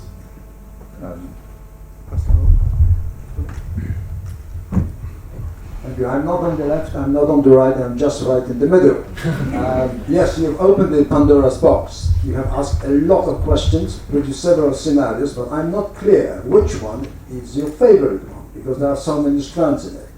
I would agree with you that the automation will happen by default, that knowing how the governments work, they will do nothing. They will just wait to the very final moment where something will have to be done. However, there is another option for the enlightened governments, that we can, instead of being terrified by the change, we can anticipate or introduce it in order to avoid any detrimental effect on the society. How I would see it, first of all, we have now already started to live in the world of deflation. Many economists don't know what to do, and most believe it will be a stable state. So that's the first problem. The second problem is that in a few years' time, I'm thinking about 2-3 years' time, we'll have a massive unemployment worldwide. The reason for that is precisely what you're saying. The automation and deflation are the first signs globally that may be coming, and we are not prepared for that either. So the basic question is the timing and the anticipatory actions of the government, which could have it under control. I think forward to the right. Yeah.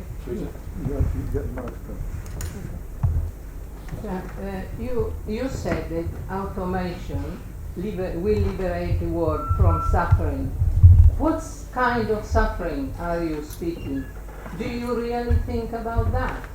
Do you really think that a machine can free the world from all suffering? That's my question. Thanks for being quick. We'll do one more, so that's a short one. So I'm the CEO of Google. I'm not. But, obviously. But I want you to sell me in 3 points why I would want this to happen so I can sell it to my lobbyists. Okay? Well, my pitch has already basically said he understands that 80% of people will probably not work at all in doing the work they're doing already. So I think he's partly on board. You're getting a harder and harder box to say to you. That's it. Yeah, so there's a question about, there's lots of good questions here. There's this thing about liberating the world from suffering. I mean, I think, yeah, of course, like the human condition such as it is one that, at least to a large number of kind of philosophical, religious traditions, is kind of one which is, has as its core component a degree of suffering. I mean, we're not fans of suffering. I would like to remove all suffering, and this is where it kind of gets much more speculative. So we kind of held back within the book on the kind of more kind of even more forward-looking dimensions, which is the fact that the kind of world that we're talking about is a staging post. It's a staging post to more interesting worlds that we can generate, and certainly in terms of technology, this is kind of where this would kind of tilt into sort of transhumanist or cosmist themes. I mean, the kind of automation that we're talking about is the sort of suffering it will reduce is the suffering of people working in physically demanding or psychologically deleterious work, which is lots of people. I mean, lots of people who work in factories or any kind of manual professions, end up with physical disabilities as a result of it. Yeah, so I mean that would be the kind of initial thing. But yeah, I mean, suffering can be eliminated ultimately. But I probably don't have the time to go into that. There's a question about the CEO of Google. Why would you want this to happen? I mean, it's bizarre. I mean, well, maybe not bizarrely, because I guess they're thinking about this because Google is going to be one of the tech companies that's going to be offering these services. Already is. And yeah, I mean, they're aware that this is going to create social dislocations, shall we say. I mean, they already know this because of the disastrous introduction of something as simple as Google Glass, which you'd imagine would have been relatively smooth. I imagine they would have imagined it was going to be relatively smooth, but it turns out people hated it. It was socially undesirable. Gave rise to the term glass holes, which is lovely neologism. So I think when it comes to this kind of more significant automation stuff, they've read all the reports, they are more than aware of these kinds of problems, and UBI is the obvious solution to this. And Nick, I mean, we've had various discussions with people that work at Google, and they are, they're precisely aware of all of this, and yeah, I mean, they know that I mean, because the alternative, if they did not introduce or lobbied for something like universal basic income, would be, complete social unrest, which would destroy their ability to make any money and kind of ruin the whole point of what they're doing. Maybe I'll jump in. Yeah. I'll try to make a simpler case for why Google might be in favor of it. A positive case, rather than just like quelling social unrest. We can sort of imagine human history as basically being composed of like two different periods so far. The first one, sort of pre-capitalist era, we work because we have basic natural reasons that we have to survive. We have to farm the land in order to get food. We have to get clothing and shelter. So we have these sort of natural forces compelling us to work. Under capitalism, we have social forces compelling us to work.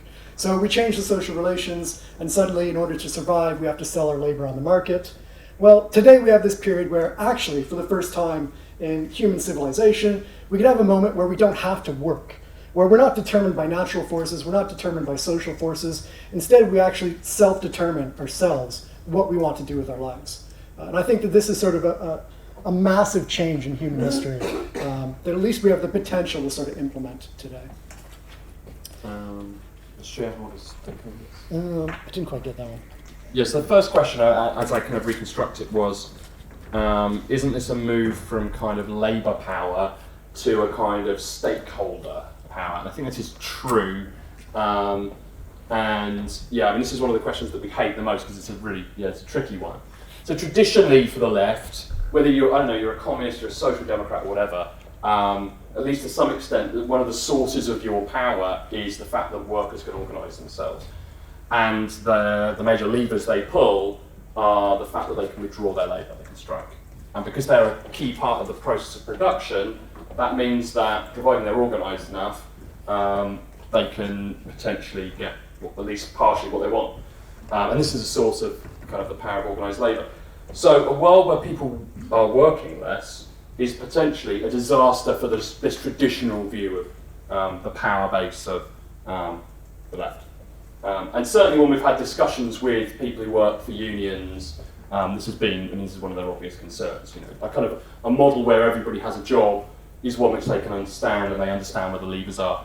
And this is, I quite like this term, kind of shareholders, stakeholders. I mean, this would be the ultimate shift. And I think the real problem, and one which we've not really resolved, is doesn't this actually just shift all of the onus onto either the platform providers, Google or whoever, or the state? And maybe functionally they become closer and closer together in terms of how they look and how they operate.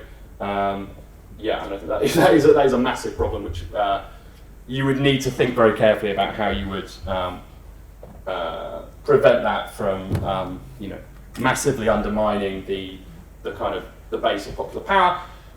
I think the answer to that is that this is why you need a mobilised set of political movements who are able to demand this stuff, informed voters, and ultimately new systems of governance that are going to be much more flexible and participative, and which also use technology, unlike, we're still in an incredibly antediluvian way of running democracy. Everything else we interact with in the world is smart, it's participative, it's immediate, and democracy is going into a converted school once every 4 years and using a pencil in a wooden booth to mark a bit of paper that you then put in a wooden box that then gets physically counted. And obviously there's complicated reasons to why that is. But we could easily think about ways that we could innovate there. Yes.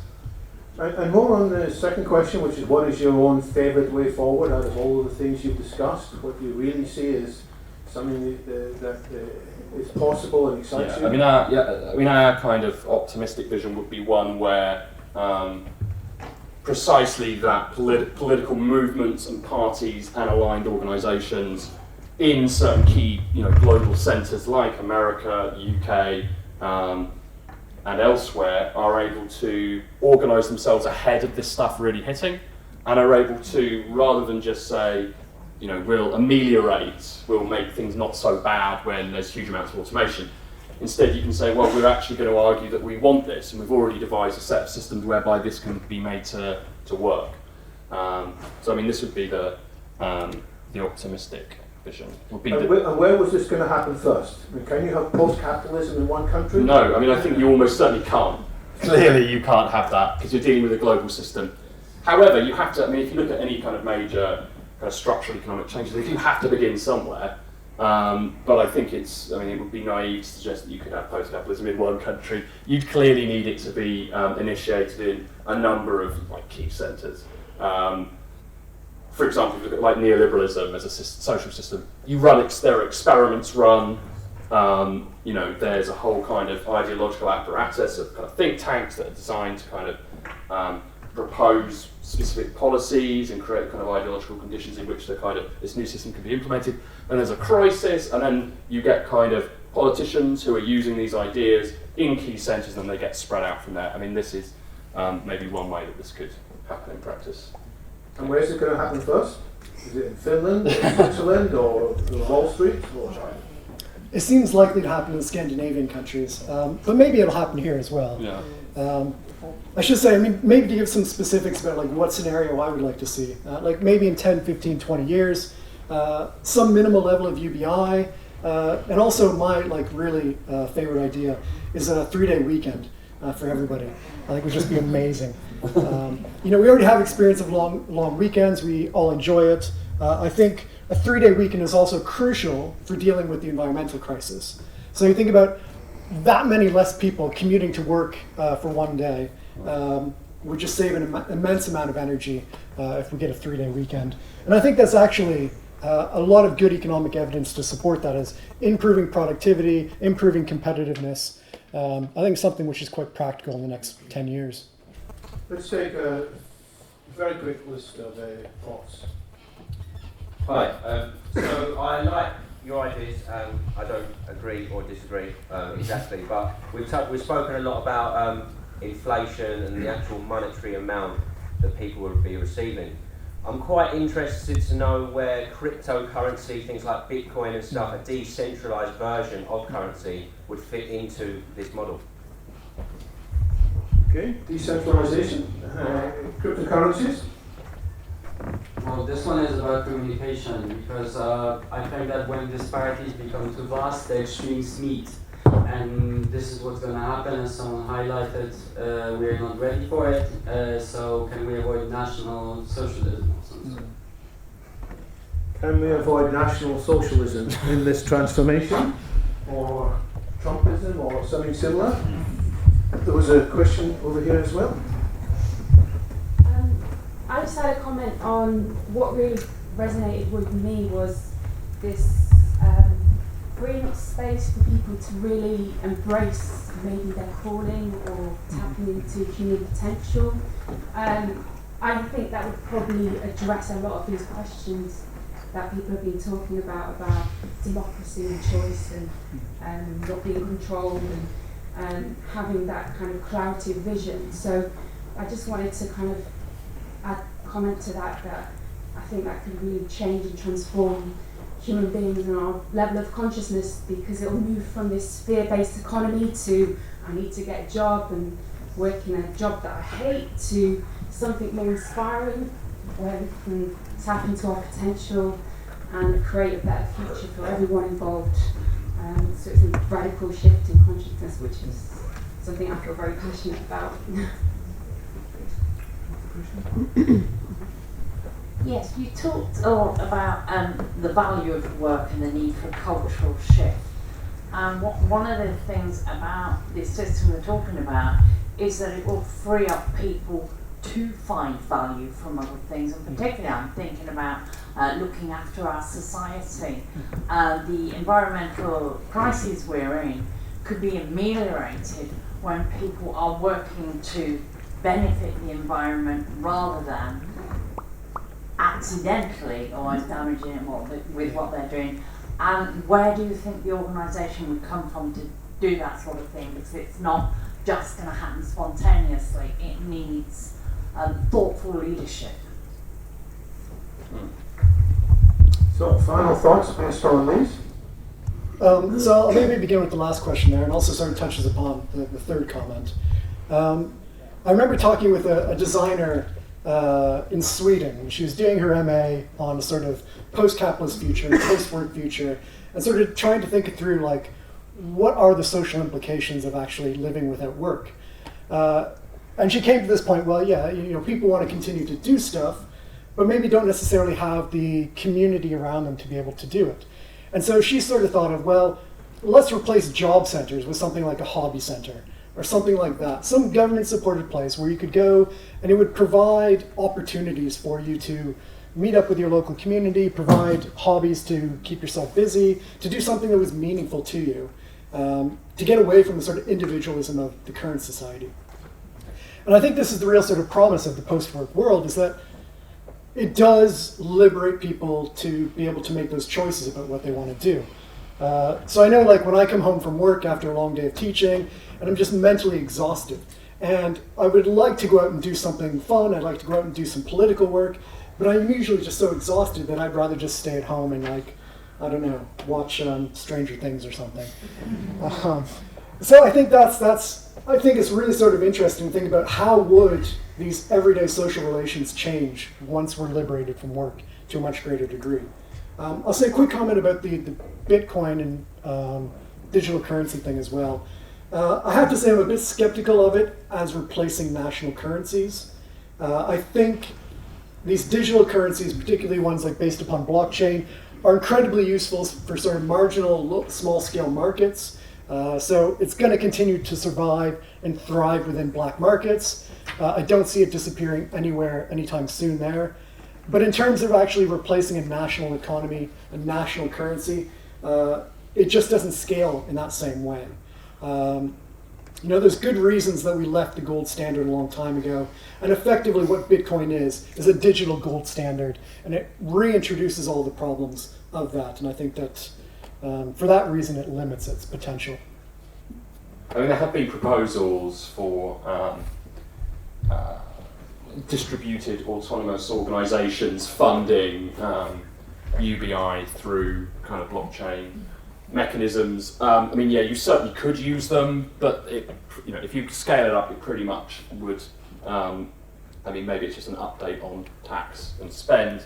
There was a question about the Nazis, which I'm not going to be able to resist. So yes, so given all these dislocations that are coming, and as well kind of environmental crisis, which is kind of realising itself in various different ways, and also just the reality right now, rising populism, which isn't necessarily bad, but also nationalism, which generally combined together is bad. Can we avoid the Nazis? Well, we already sort of have at least proto-national socialist movements in Europe and in America and presumably elsewhere as well. Can we? So I think we can't necessarily avoid their emergence. I mean, I would say this is the reason for their emergence, the reason for their kind of the toleration of them by the leading forces of our world, which are capitalists, is because there's always, at least historically, there's always been a preference that the Nazis will at least leave us alone to continue to make profit, whereas the other people on the other side are going to threaten that, and that's why they end up being at least sort of tacitly endorsed. So I'd say the major way to avoid the Nazis would be to embrace a social system that enfranchises more people and enables them to flourish in a way that is not going to be dependent upon these kind of, at least kind of historically retrograde identities offered up by nationalism. So I think this very much ties into the third question about human potential, consciousness, and a better future. I agree that there's a kind of, we've not really explored that in as much detail as we could have done, because a lot of that's virtual. But if you imagine a world where you're not being compelled to work, some people find that quite frightening, because the obvious question is, what would I do? But in that, what would I do, there is a whole world of possibility. And I think that, you obviously need organisations that are going to organise this to some extent. Maybe they could be funded by the state. Maybe there could be various initiatives which would enable people to kind of find new ways of doing things. But yes, I mean, certainly this is the kind of a major goal of this, is that this will create results that we don't even know. We can't actually imagine quite how good and interesting this will be. And we could maybe think about it in quite kind of mystical terms in terms of conscious raising, or you could think about it in very kind of concrete terms. Think about all of the bits of human potential that's being lost by people having to work kind of shitty jobs just to survive. Think about all of those genius inventors and scientists and artists that we didn't get to enjoy because they were working on a production line for their whole life, or toiling in a field somewhere, or working as a barista. So it's this would be maybe one of the major potential outcomes. I think we'll finish. Yeah, well, we are out of time for questions. I'll come and thank the speakers in a moment. Just a few very quick announcements. For those of you who couldn't ask a question, and I know many of you had your hands up at various stages and couldn't, the good news is you'll be able to ask questions, at least of your fellows, in the pub, if you want. And some of us will be retreating to the Marlborough Arms pub, where this discussion can continue in smaller groups. We can also explore adjacent topics. For example, we heard about the abolition of suffering, which is one of the visions of part of transhumanism. And there's a transhumanist philosopher, some of you may know, called David Pearce, who actually advocates his abolitionism project, which is the abolition of all involuntary suffering, not just among humans, but among the animal kingdom too. So that's paradise engineering. So we can explore some of these topics, but first, of course, we need to get through the next few decades and where this comes in. There was another announcement I want to hand over the microphone for, about follow-on activities. Hi, I've started another meetup which is called Project for the Post-Capitalist Future. If you're interested, it's for people interested in building digital tools and platforms that might enable some of this, perhaps slightly more inspired by Paul Mason's vision than these guys, but nevertheless parallel. Rather cheekily scheduled the first meeting for 5 o'clock in the Marlborough Arms after this. So I'll be there. Thank you. So we'll have a nice competition for space in the Marlborough Arms, and that meetup as well. The next one, the Futurists meetup, is on the 10th of September. It's not the end of capitalism, but it is called the end of banking, ? Which is looking at how some of the innovations in financial technology and other things might threaten either good or bad things to the future of banking in the financial world. So I think this is going to come from a different political perspective, but I encourage many of you to be there.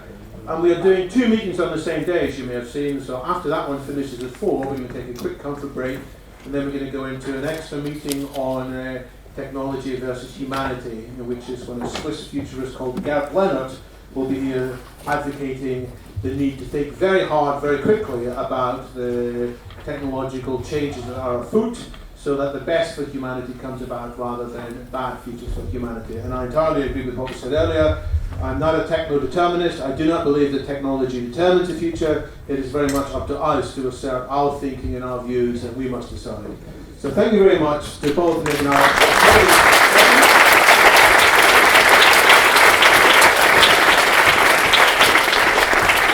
The book is available in, all good bookstores and online, and I do recommend it. There's lots of fascinating discussions in there which we haven't had time to look through here.